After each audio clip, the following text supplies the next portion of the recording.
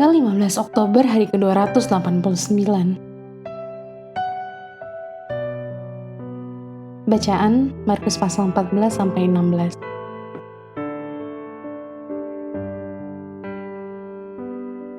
Penderitaan sang hamba. Garis besar, sementara orang Yahudi yang taat mempersiapkan perayaan Paskah, para imam kepala mempersiapkan eksekusi. Target konspirasi mereka adalah Yesus dari Nazaret, anak domba Allah. Pengkhianatan Yudas dan pertemuan terakhir Yesus dengan murid-muridnya menjadi panggung untuk penangkapan, persidangan, cambuk, penyaliban, dan penguburannya. Namun, kisah ini belum selesai. Pada hari yang ketiga, Dia akan bangkit dari kematian, memberikan keselamatan bagi semua orang yang percaya kepadanya.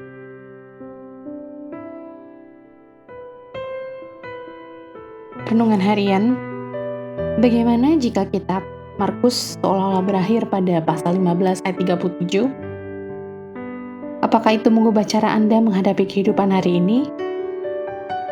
Rasul Paulus menulis seluruh pasal yang menyelidiki pertanyaan, bagaimana jika Yesus mati, dan hanya itu saja.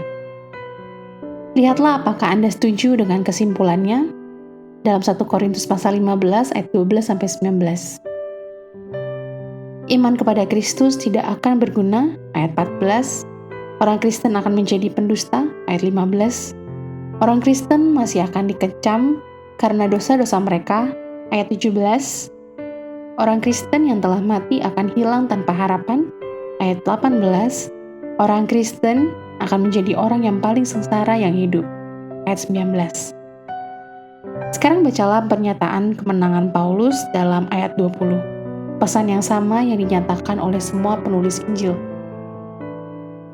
Jantung kekristenan adalah kebangkitan Kristus. Di samping Alkitab Anda, tuliskanlah 3 implikasi yang mengubah kehidupan dari kebenaran itu dari 1 Korintus pasal 15 ayat 20-28. Pesan Paskah bukan bagaimana jika, tetapi karena Dia hidup.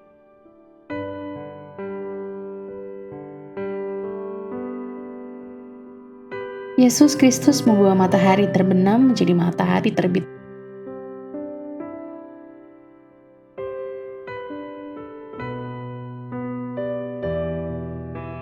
Pendalaman.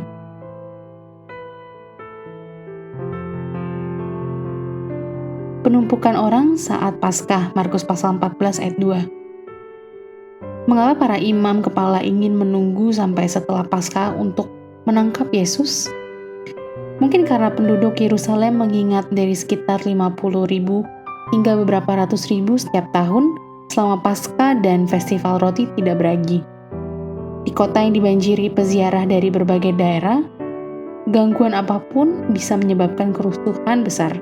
Pasal 14 ayat 2. Sang saksi mata, Markus pasal 14 ayat 50-52. Pemuda itu pasti terbangun karena keributan dan buru-buru ingin tahu tentang apa yang terjadi, karena dia hanya mengenakan satu potong pakaian, mungkin jubah yang berfungsi sebagai pakaian luar, dan selendang doa. Karena Markus adalah satu-satunya penulis Injil yang merekam peristiwa ini, banyak komentator berspekulasi bahwa pemuda itu tidak lain adalah Markus sendiri. Lihat pasal 14 ayat 50-52. Amin. Tuhan Yesus memberkati.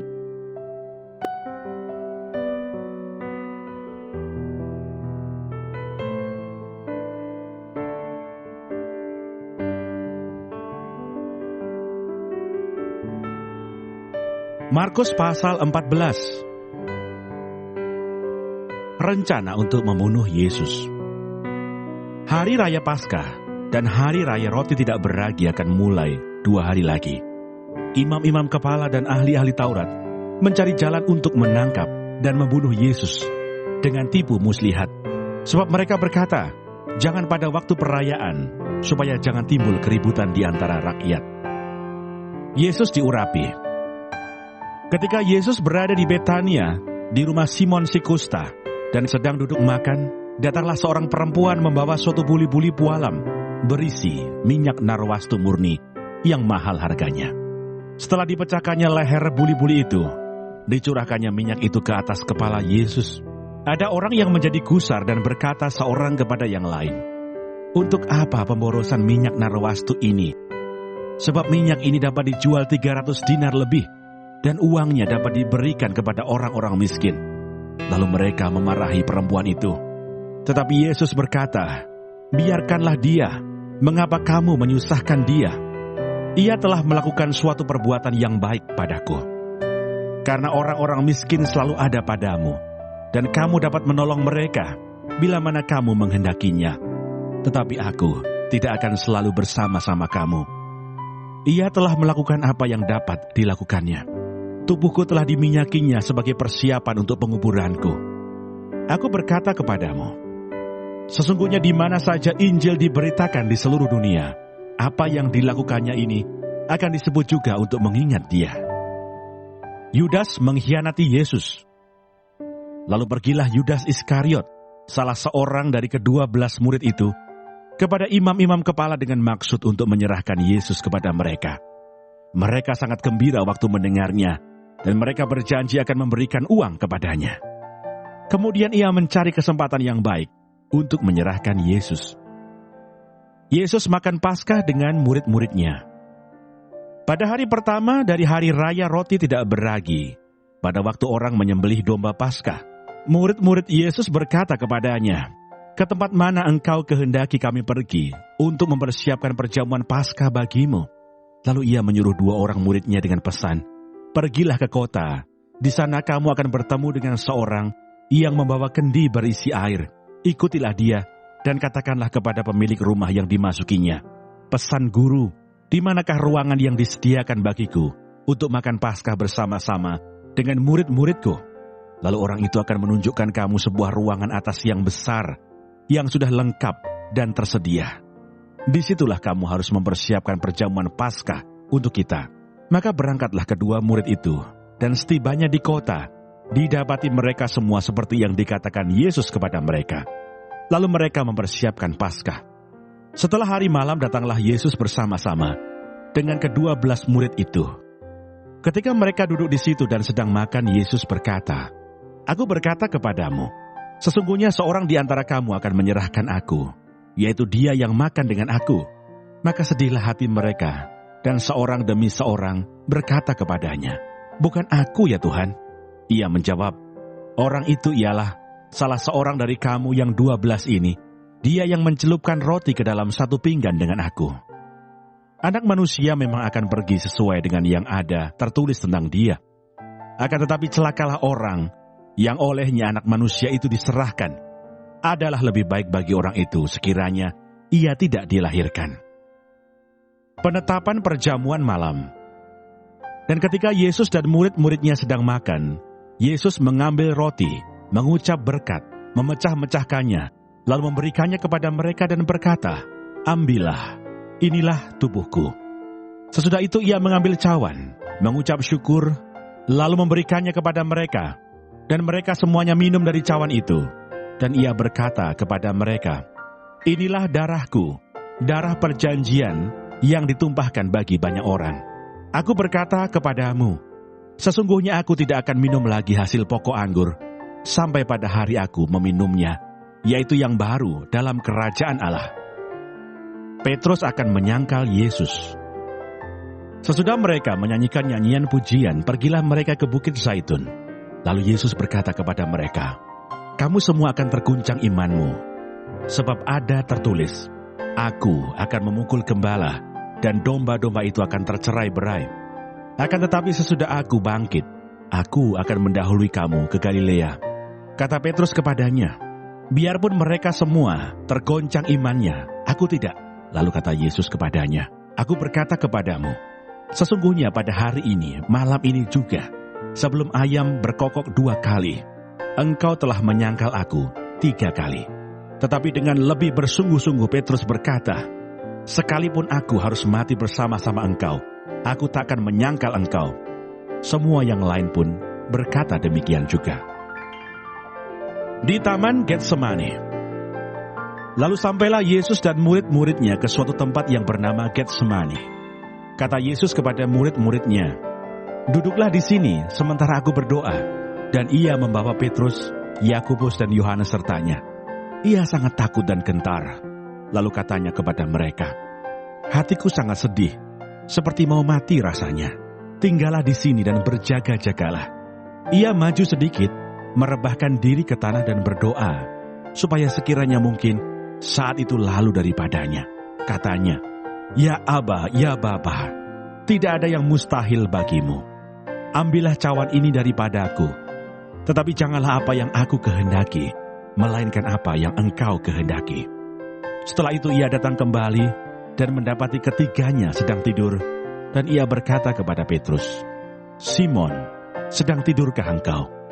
Tidakkah engkau sanggup berjaga-jaga 1 jam? Berjaga-jagalah dan berdoalah, supaya kamu jangan jatuh ke dalam pencobaan. Roh memang penurut, tetapi daging lemah." Lalu ia pergi lagi dan mengucapkan doa yang itu juga. Dan ketika ia kembali pula, ia mendapati mereka sedang tidur, sebab mata mereka sudah berat, dan mereka tidak tahu jawab apa yang harus mereka berikan kepadanya. Kemudian ia kembali untuk ketiga kalinya dan berkata kepada mereka, "Tidurlah sekarang dan istirahatlah, cukuplah. Saatnya sudah tiba. Lihat, Anak Manusia diserahkan ke tangan orang-orang berdosa. Bangunlah, marilah kita pergi. Dia yang menyerahkan aku sudah dekat." Yesus ditangkap. Waktu Yesus masih berbicara, muncullah Yudas, salah seorang dari ke-12 murid itu, dan bersama-sama dia serombongan orang yang membawa pedang dan pentung, disuruh oleh imam-imam kepala, ahli-ahli Taurat dan tua-tua. Orang yang menyerahkan dia telah memberitahukan tanda ini kepada mereka. "Orang yang akan kucium itulah dia. Tangkaplah dia dan bawalah dia dengan selamat." Dan ketika ia sampai di situ, ia segera maju mendapatkan Yesus dan berkata, "Rabi," lalu mencium dia.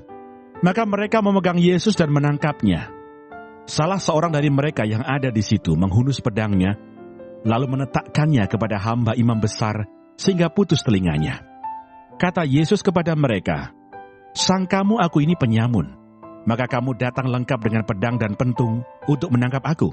Padahal tiap-tiap hari aku ada di tengah-tengah kamu, mengajar di bait Allah, dan kamu tidak menangkap aku. Tetapi haruslah digenapi yang tertulis dalam kitab suci." Lalu semua murid itu meninggalkan dia dan melarikan diri.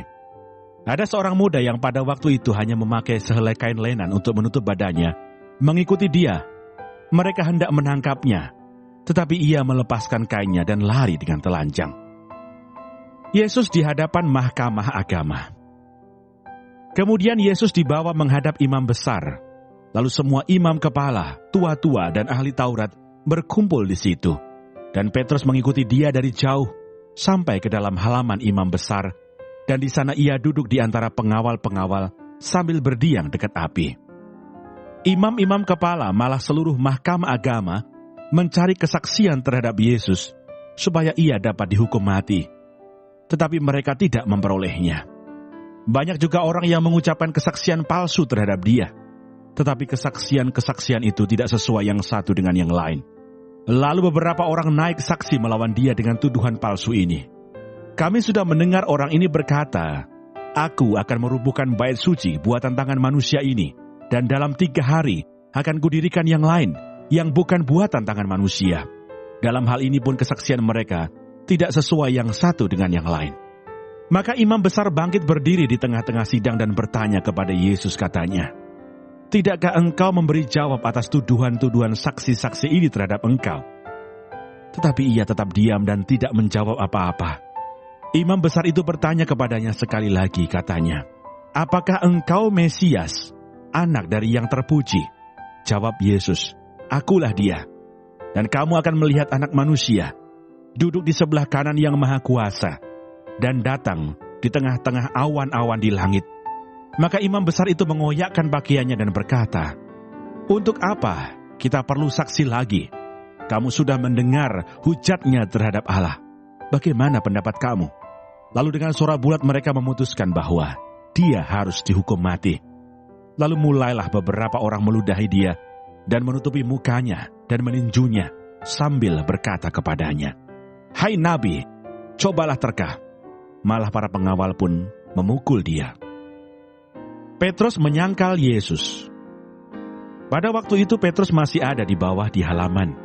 Lalu datanglah seorang hamba perempuan imam besar, dan ketika perempuan itu melihat Petrus sedang berdiam, ia menatap mukanya dan berkata, "Engkau juga selalu bersama-sama dengan Yesus orang Nazaret itu." Tetapi ia menyangkalnya dan berkata, "Aku tidak tahu dan tidak mengerti apa yang engkau maksud." Lalu ia pergi ke serambi muka dan berkokoklah ayam. Ketika hamba perempuan itu melihat Petrus lagi, berkatalah ia pula kepada orang-orang yang ada di situ, "Orang ini adalah salah seorang dari mereka." Tetapi Petrus menyangkalnya pula. Tidak lama kemudian orang-orang yang ada di situ berkata juga kepada Petrus, "Engkau ini pasti salah seorang dari mereka, apalagi engkau seorang Galilea." Maka mulailah Petrus mengutuk dan bersumpah, "Aku tidak kenal orang yang kamu sebut-sebut ini." Dan pada saat itu berkokoklah ayam untuk kedua kalinya. Maka teringatlah Petrus bahwa Yesus telah berkata kepadanya, "Sebelum ayam berkokok 2 kali, engkau telah menyangkal aku 3 kali." Lalu menangislah ia terseduh-seduh. Markus pasal 15. Yesus di hadapan Pilatus. Pagi-pagi benar, imam-imam kepala bersama tua-tua dan ahli-ahli Taurat dan seluruh mahkamah agama sudah bulat mempakatnya. Mereka membelenggu Yesus, lalu membawanya dan menyerahkannya kepada Pilatus. Pilatus bertanya kepadanya, "Engkaukah raja orang Yahudi?" Jawab Yesus, "Engkau sendiri mengatakannya." Lalu imam-imam kepala mengajukan banyak tuduhan terhadap dia. Pilatus bertanya pula kepadanya, katanya, "Tidakkah engkau memberi jawab? Lihatlah betapa banyaknya tuduhan mereka terhadap engkau." Tetapi Yesus sama sekali tidak menjawab lagi, sehingga Pilatus merasa heran.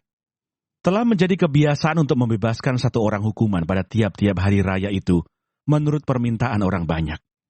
Dan pada waktu itu adalah seorang yang bernama Barabas, sedang dipenjarakan bersama beberapa orang pemberontak lainnya. Mereka telah melakukan pembunuhan dalam pemberontakan. Maka datanglah orang banyak dan meminta supaya sekarang kebiasaan itu diikuti juga. Pilatus menjawab mereka dan bertanya, "Apakah kamu menghendaki supaya kubebaskan raja orang Yahudi ini?" Ia memang mengetahui bahwa imam-imam kepala telah menyerahkan Yesus karena dengki. Tetapi imam-imam kepala menghasut orang banyak untuk meminta supaya Barabaslah yang dibebaskannya bagi mereka. Pilatus sekali lagi menjawab dan bertanya kepada mereka, "Jika begitu, apakah yang harus kuperbuat dengan orang yang kamu sebut raja orang Yahudi ini?" Maka mereka berteriak lagi katanya, "Salibkanlah dia." Lalu Pilatus berkata kepada mereka, "Tetapi kejahatan apakah yang telah dilakukannya?" Namun mereka makin keras berteriak, "Salibkanlah dia." Dan oleh karena Pilatus ingin memuaskan hati orang banyak itu, ia membebaskan Barabas bagi mereka. Tetapi Yesus disesahnya, lalu diserahkannya untuk disalibkan. Yesus diolok-olokkan. Kemudian serdadu-serdadu membawa Yesus ke dalam istana, yaitu gedung pengadilan, dan memanggil seluruh pasukan berkumpul. Mereka mengenakan jubah ungu kepadanya, menganyam sebuah mahkota duri, dan menaruhnya di atas kepalanya. Kemudian mereka mulai memberi hormat kepadanya, katanya, "Salam, hai Raja orang Yahudi." Mereka memukul kepalanya dengan buluh dan meludahinya dan berlutut menyembahnya. Sesudah mengolok-olokkan dia, mereka menanggalkan jubah ungu itu daripadanya dan mengenakan pula pakaiannya kepadanya. Yesus disalibkan. Kemudian Yesus dibawa keluar untuk disalibkan. Pada waktu itu lewat seorang yang bernama Simon orang Kirene, ayah Alexander dan Rufus, yang baru datang dari luar kota. Dan orang itu mereka paksa untuk memikul salib Yesus. Mereka membawa Yesus ke tempat yang bernama Golgota, yang berarti tempat tengkorak. Lalu mereka memberi anggur bercampur mur kepadanya. Tetapi ia menolaknya. Kemudian mereka menyalibkan dia. Lalu mereka membagi pakaiannya dengan membuang undi atasnya untuk menentukan bagian masing-masing.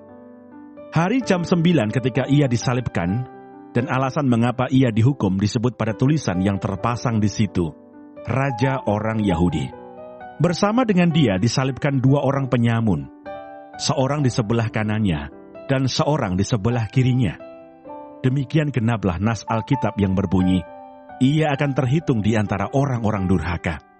Orang-orang yang lewat di sana menghujat dia dan sambil menggelengkan kepala mereka berkata, "Hai engkau yang mau merubuhkan bait suci dan mau membangunnya kembali dalam 3 hari, turunlah dari salib itu dan selamatkan dirimu." Demikian juga imam-imam kepala bersama-sama ahli Taurat mengolok-olokkan dia di antara mereka sendiri dan mereka berkata, "Orang lain ia selamatkan, tetapi dirinya sendiri tidak dapat ia selamatkan. Baiklah Mesias, Raja Israel itu, turun dari salib itu, supaya kita lihat dan percaya." Bahkan kedua orang yang disalibkan bersama-sama dengan dia, mencela dia juga. Yesus mati. Pada jam 12, kegelapan meliputi seluruh daerah itu dan berlangsung sampai jam 3. Dan pada jam 3, berserulah Yesus dengan suara nyaring, "Eloi, Eloi, lama sabachthani," yang berarti, "Allahku, Allahku, mengapa engkau meninggalkan aku?" Mendengar itu beberapa orang yang berdiri di situ berkata, "Lihat, ia memanggil Elia." Maka datanglah seorang dengan bunga karang, mencelupkannya ke dalam anggur asam, lalu mencucukkannya pada sebatang buluh, dan memberi Yesus minum, serta berkata, "Baiklah kita tunggu dan melihat apakah Elia datang untuk menurunkan dia." Lalu berserulah Yesus dengan suara nyaring dan menyerahkan nyawanya. Ketika itu tabir bait suci terbelah 2 dari atas sampai ke bawah.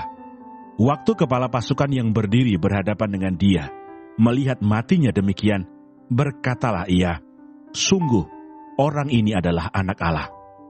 Ada juga beberapa perempuan yang melihat dari jauh, di antaranya Maria Magdalena, Maria ibu Yakobus muda, dan Yoses, serta Salome.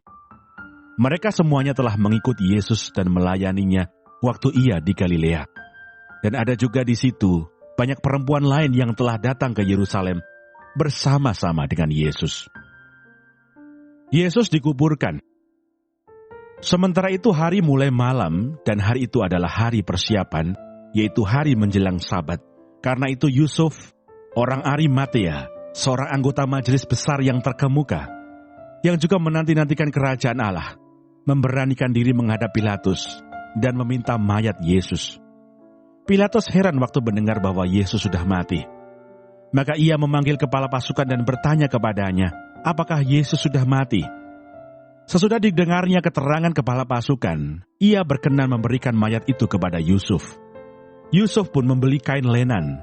Kemudian ia menurunkan mayat Yesus dari salib dan mengapaninya dengan kain lenan itu.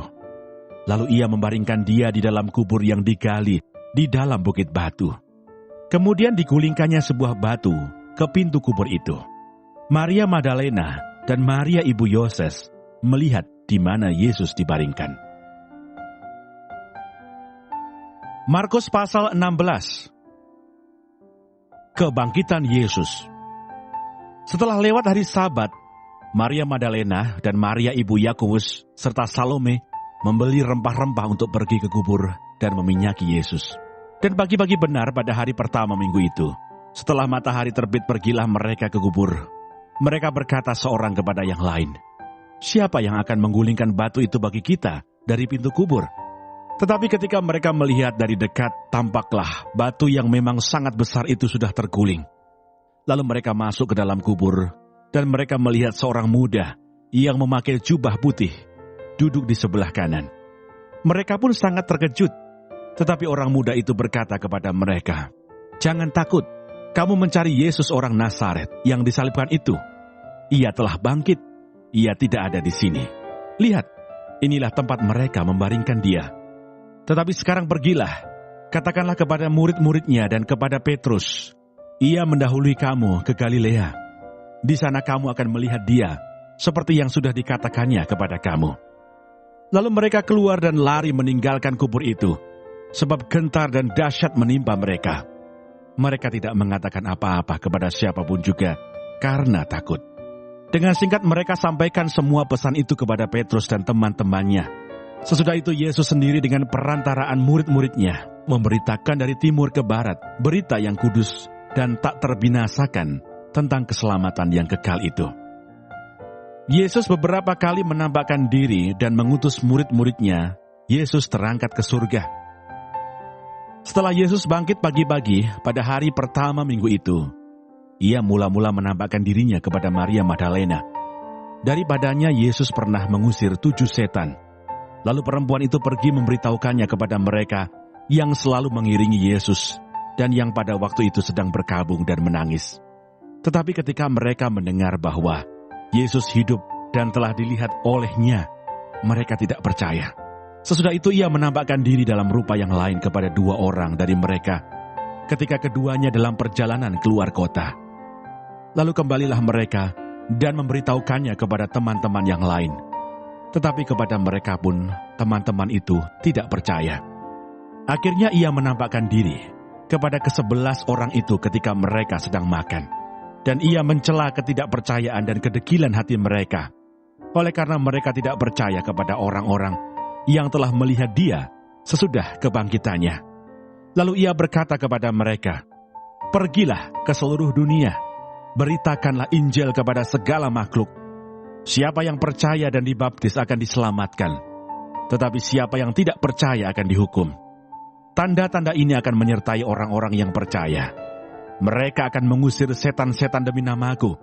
Mereka akan berbicara dalam bahasa-bahasa yang baru bagi mereka. Mereka akan memegang ular, dan sekalipun mereka meminum racun maut, mereka tidak akan mendapat celaka. Mereka akan meletakkan tangannya atas orang sakit, dan orang itu akan sembuh." Sesudah Tuhan Yesus berbicara demikian kepada mereka, terangkatlah ia ke surga, lalu duduk di sebelah kanan Allah. Mereka pun pergilah memberitakan Injil ke segala penjuru, dan Tuhan turut bekerja dan meneguhkan firman itu dengan tanda-tanda yang menyertainya.